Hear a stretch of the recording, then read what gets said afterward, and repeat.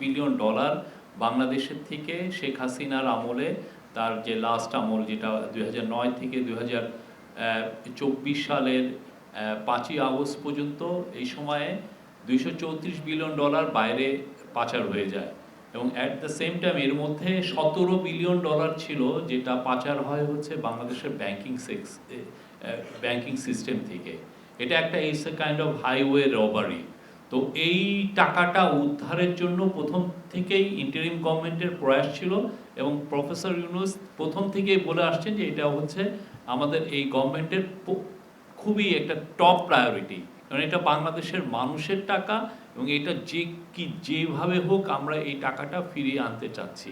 এটা আপনারা জানেন এটা খুবই কাম্বারসাম একটা এফার্ট, এবং বাট আমাদের ফোকাসটা, ইন্টারিম গভর্নমেন্টের ফোকাস প্রথম থেকেই ছিল যে কিভাবে টাকাটা আনা যায়।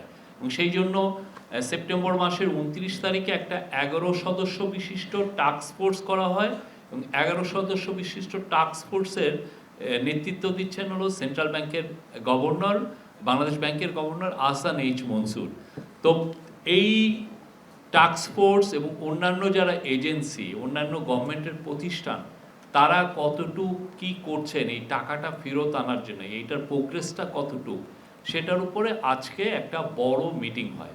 এই বড় মিটিংয়ের নেতৃত্ব দিয়েছেন স্বয়ং চিফ অ্যাডভাইজার নিজে, এবং সেখানে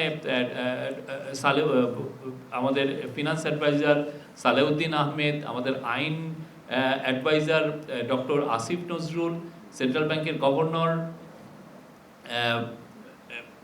আহসান মনসুর ছিলেন, এবং প্রফেসর ইউনূসের স্পেশাল অনভয় লুৎফে সিদ্দিকী ছিলেন, আরও পিএফআইউর প্রধান ছিলেন, স্বরাষ্ট্র সেক্রেটারি ছিলেন, ফাইন্যান্স সেক্রেটারি ছিলেন, এসিসির চেয়ারম্যান আব্দুল মোমেন ছিলেন, এবং আরও যারা এইটার সাথে জড়িত সবাই ছিলেন। এবং এটার খুব 2 ঘন্টা, প্রায় 1.5 ঘন্টার একটা মিটিংয়ে অনেকগুলো ডিসিশন আসে। তার মধ্যে প্রথম যে ডিসিশনটা সেটা হচ্ছে যে একটা স্পেশাল আইন করার, এই টাকাটা কিভাবে আনা যায় এটা ত্বরান্বিত করার জন্য, এবং এই যে কাজগুলো যে হচ্ছে সেই কাজগুলোর মধ্যে কোঅর্ডিনেশনটা আরও স্মুথলি করার জন্য একটা আইন খুব শীঘ্রই করা হবে। এই আইনটা হয়তো আপনারা এই আগামী সপ্তাহের মধ্যে এই আইনটা আপনারা দেখবেন। এই আইনটা করানো হচ্ছে যে এই টাকাটা ত্বরান্বিত করে কিভাবে টাকাটা আনা যায়, এটা আইনের একটা কাভার লাগবে। আমরা অন্যান্য বিদেশি যেই যারা এই মানি লন্ডারিং এই গভর্নমেন্টকে সাহায্য করছে, মানি লন্ডারকৃত মানিকে ফেরত আনার বিষয়ে যারা সাহায্য করছেন, তাদেরও এটা একটা চাহিদা। তো সেই অনুযায়ী একটা আইন খুব দ্রুত করা হচ্ছে, এবং এই আইনের আওতায় অনেকগুলো কাজ আরও এক্সিলারেটেড করা হবে। এইখানে আরেকটা হচ্ছে যে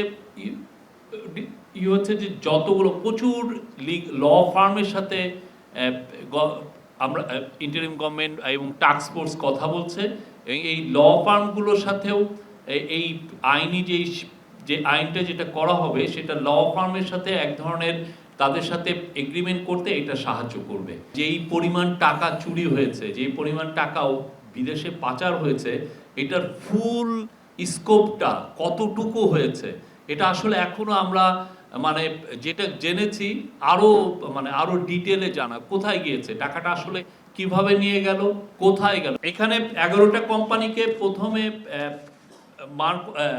নিয়ে কাজ হচ্ছে, বিকজ প্রথমে আইডেন্টিফাই করা হয়েছে 11টা কোম্পানি এবং ইন্ডিভিজুয়ালস।